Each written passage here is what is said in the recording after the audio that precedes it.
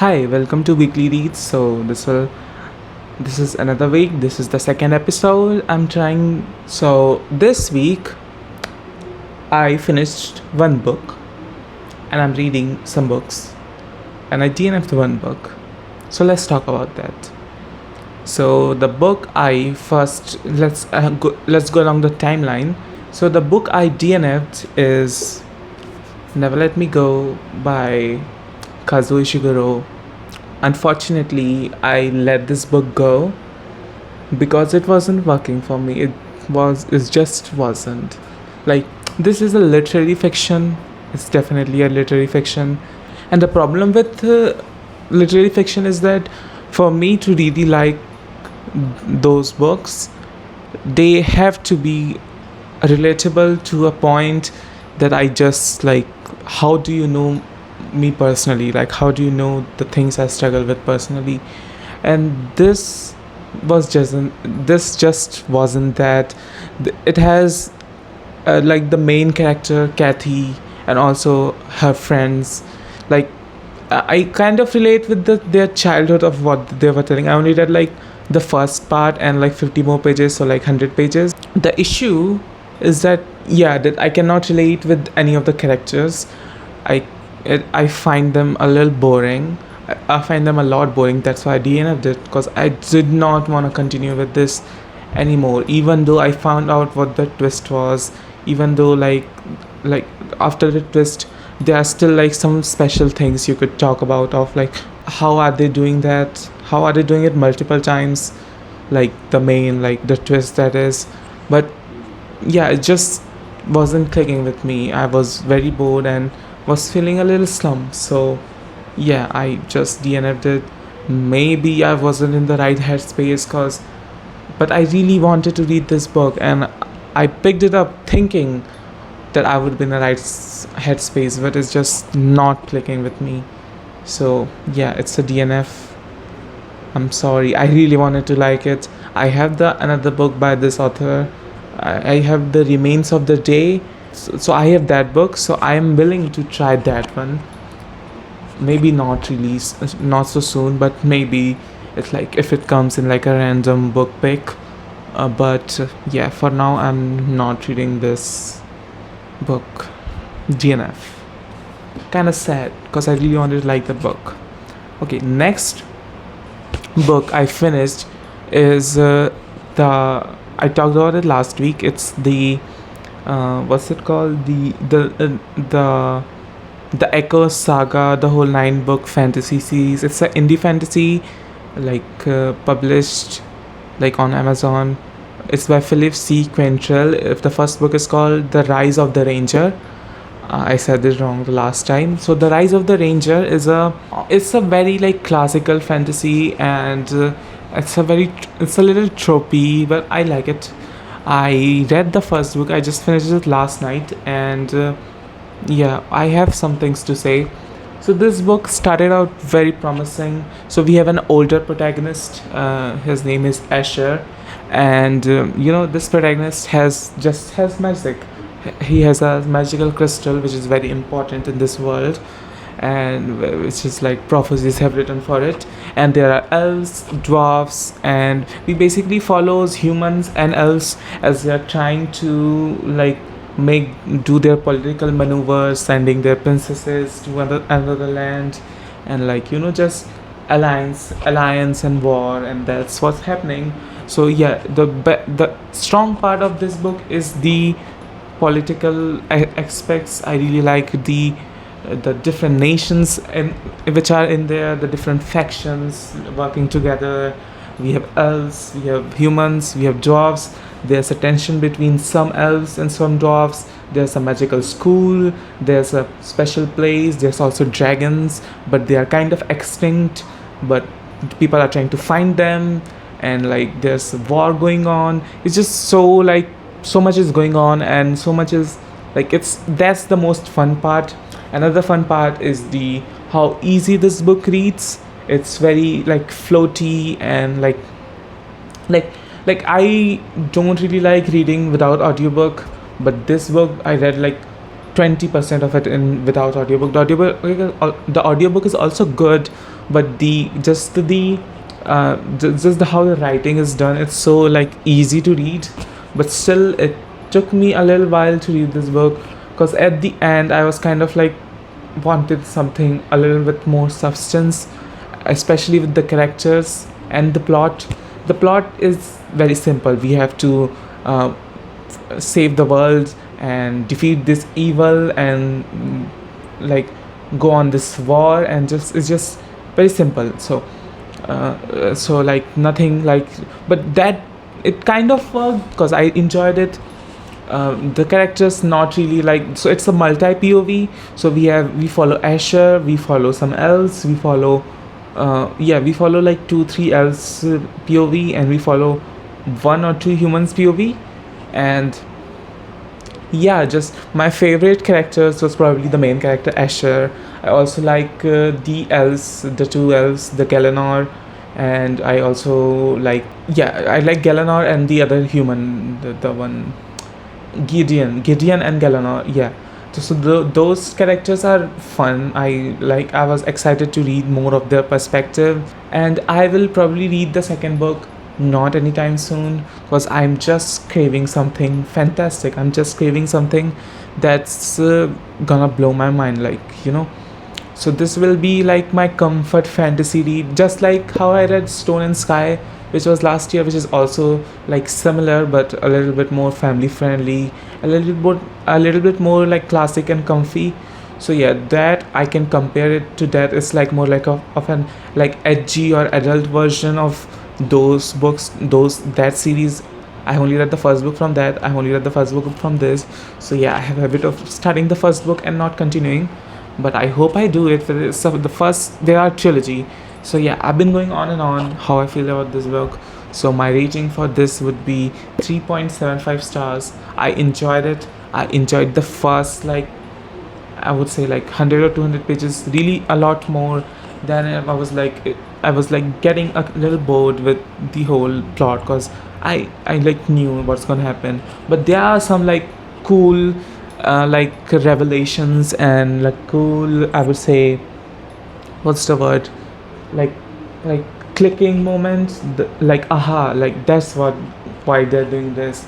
So yeah, those were interesting. So I will continue, just not anytime soon. So yeah, I finished that book, and now I'm reading 2 books right now. Well, a book and a graphic novel, or like a comic. So the book I picked up, I just read 20 pages like last night after finishing that book, and that is Small Gods by Terry Pratchett. So yeah, I've never read Discworld. I've never read Terry Pratchett. So I'm gonna start with this one. I'm 20 pages in. I really like the audiobook because Andy Serkis has done the audiobook, which is great. It's such a great voice. I loved him in a series I will talk about. Like just now, I finished that. So coming back to Small Gods. So I only read 20 pages, only 20 pages into it. I read 20 pages, it felt like 5 seconds, because it's very fast. Like, I really like the dialogue. The one thing I have complained about is that there's a lot of jokes that I don't understand. There's a lot of words that I don't understand. Sometimes it feels like I'm not even reading English. Yeah, so it's not even in English. Like, the problem is that there's a lot of like made up words of like fantasy, and like it's kind of a little bit overwhelming. But I'm like not really focusing on that and doing like the main characters and like the main plot. So yeah, I have to see more to like properly like make up my mind of how I feel about this book. I heard this is like very funny, and so far I have like chuckled a little bit, not really like laughed out loud in the 20 pages. But yeah, so I want to know more about how the plot is going on, what is going on. We are just introduced to like these 2 characters, and these 2 small gods who are like trying to talk to those characters, and that's it. So yeah, I just wanted something a little different from the normal fantasy I've been reading, which is only the first book. The Raven Scholar was really good, so that wasn't normal, and this isn't also normal. But you get what I'm saying, right? So this was, I wanted this to kind of be a palate cleanser. Also, I been trying to get into comics. I read Marvel's Annotated, I think it's called, the four like book comic series of like like a beginning to Marvel. That's like, they people recommend this website which recommended that you should start with this if you want to get into Marvel comics. So I read those two uh, like in the beginning of year, but now I am currently reading Watchmen by Alan Moore and Dave Gibbons. So this book, I do not know anything about Watchmen. I really wanted to watch the new series that came out on like HBO, right? So I do not know what I was getting into, but this book is kind of gnarly. It's very like gritty and dark, and like I kind of don't like the vibe of this book. I'm only here for the plot, and the plot is interesting to say. It's just interesting. So we have this someone who is going on and merging the superheroes in this world. This is the first detective, Rorschach, who like trying to find out who murdered his people, his like superheroes, all the group of superheroes like the Avengers. So yeah, I've only like read the first two chapters. There are 12 chapters total, I think. So yeah, so I am not really like really wanting to go and read the next chapter, but I probably will try to push myself, because like I want to know what the first is about, because this is considered one of the best comic books. And right now the art is really good, but the vibes, the writing is just not like, it's not something I gravitate towards. It's like too dark for me, with all these like curses and all the killing and all the like debauchery going on. It's just not really working. But like I am wanna go further with it, because there are some interesting stuff. The superhero part, the the mystery part of it, who is killing, that's interesting. Like those are the like one book I DNF'd, one book I read, two book I am currently reading. Nothing particularly that I'm like really wanting to continue. Like I want to continue Small Gods and Watchmen, but not really like I'm dying to continue. So I really need a good 5 out of 5 star read, which I do not know I have on my physical TBR. Like I mean, there are, but like not really. So yeah, not really going perfectly on my reading. Like I need a good 5 star now, like a comfy good 5 star. Maybe I should read like Beach Read. I have Beach Read by Emily Henry. That would probably be good. So let's talk about a series that I just finished. Has been 5 minutes since I finished this series, and I haven't even collected my thoughts. But I finished Andor. So I fell in love with Andor this year. I just finished season 2. Like I kind of stopped halfway through the season 2 to let it like all come out and then watch it. So I just finished watching it, and I am not a big Star Wars fan. I like the movies, the original and the prequels. They are fun. I enjoyed them, but not something like really like, oh I love Star Wars, like, but oh I love Andor. That's a masterpiece. Such a good show about rebellion, about about struggling with the rebellion, with the empire and the government. It's just such a good like thriller, or like such a good political sci-fi that I didn't know I needed. It's just so good. Like this is so much better than all the Jedi stuff going on in the main movies. This is what makes like Andor interesting, because it's so like grounded in even in the Star Wars universe. So yeah, this show makes me want to read Star Wars books, because I know there's a lot of it. Some are like closely connected with Andor. So yeah, maybe I will read the Star Wars book, because I really want to like know more about this rebellion and more about this like rebel sides of Star Wars. And like yeah, so if you know any Star Wars books that maybe a good start for someone who have watched the movies, who have watched Mandalorian and Andor and like should go into it.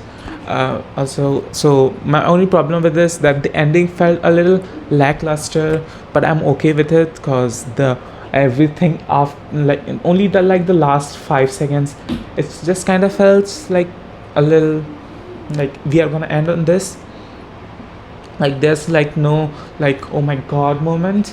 But yeah, so yeah, I'm guessing that this like directly starts with the next like continuation starts with the Rogue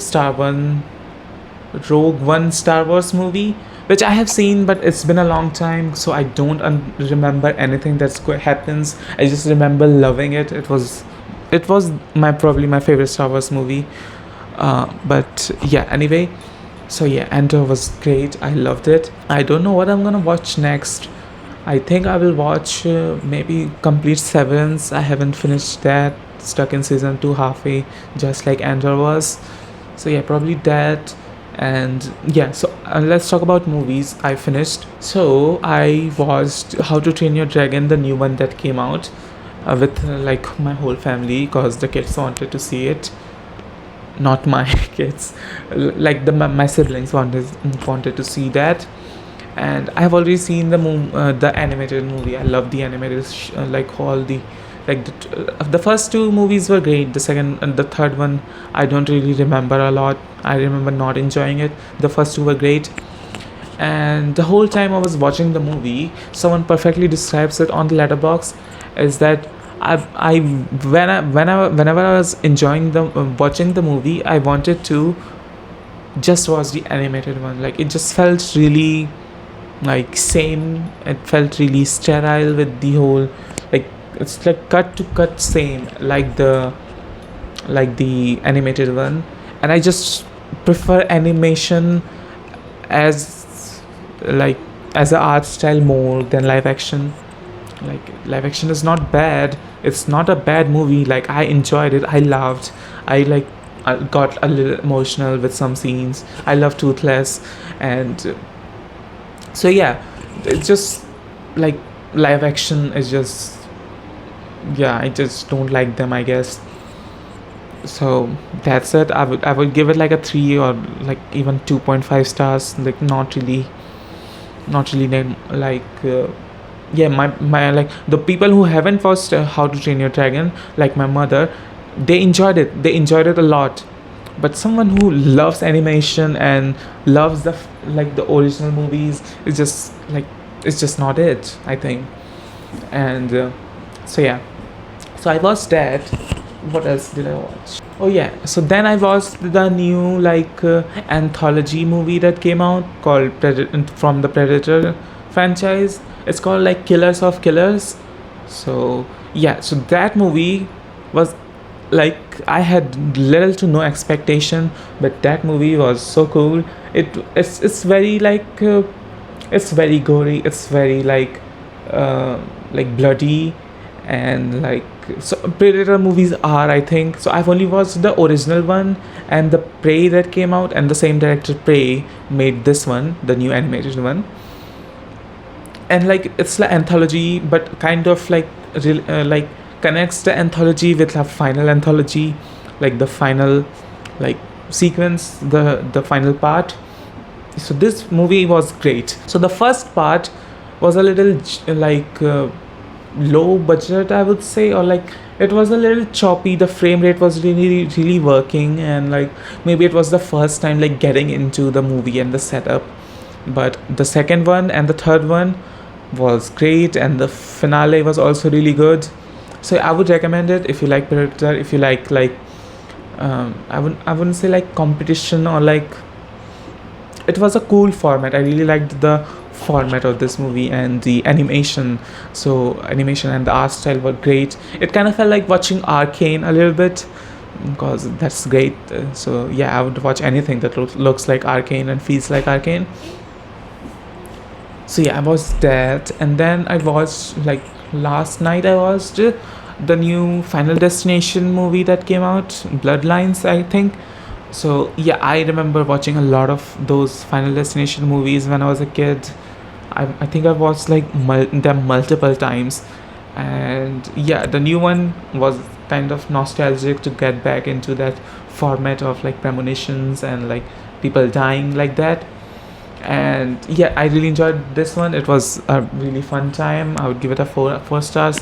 Nothing really to say. Some of the like kills and like the scenarios were a little bit more dramatic, but some of the scenes like the MRI scenes was like, oh my god, that made my stomach like but anyway, those are the movies I watched. And the final thing, the games I've like finished or playing. So I finished Elden Ring Night Train. So I'm not like, it's a live service kind of game, so I didn't really finish it, but like I put like 37 hours into that game. It was a lot. So yeah, I finished doing all the bosses which are in the game. And after I finished it, like after 10 minutes they dropped the new update of the gaping jaw, but I was already uninstalled it. So I just watched like my favorite streamers who play Elden Ring, because I watched a lot of them. They are my favorite like Elden Ring challenges. Like the whole streaming community and the video community of Elden Ring love them. And so yeah, I watched them instead of playing, and it was just it looked very similar. It was just that different. So if they update it and add like a actual new Night Lord, actual new boss, maybe I would go and play it again. So yeah, I finished that, and I don't know what I want to play next, because it's just feeling, I don't know what I want to play. I just want to digest what I played with Elden Ring. So yeah, maybe I will play Witcher 3. I've been wanting to play Witcher 3 for a long time. I need to continue with Metaphor, because that stopped in a good point, I guess. So those are the things I'm enjoying, and I hope you're enjoying whatever you're watching and reading and playing. And I hope I will see you next time. Until then, please like and subscribe, and hope you enjoyed this video, and bye bye.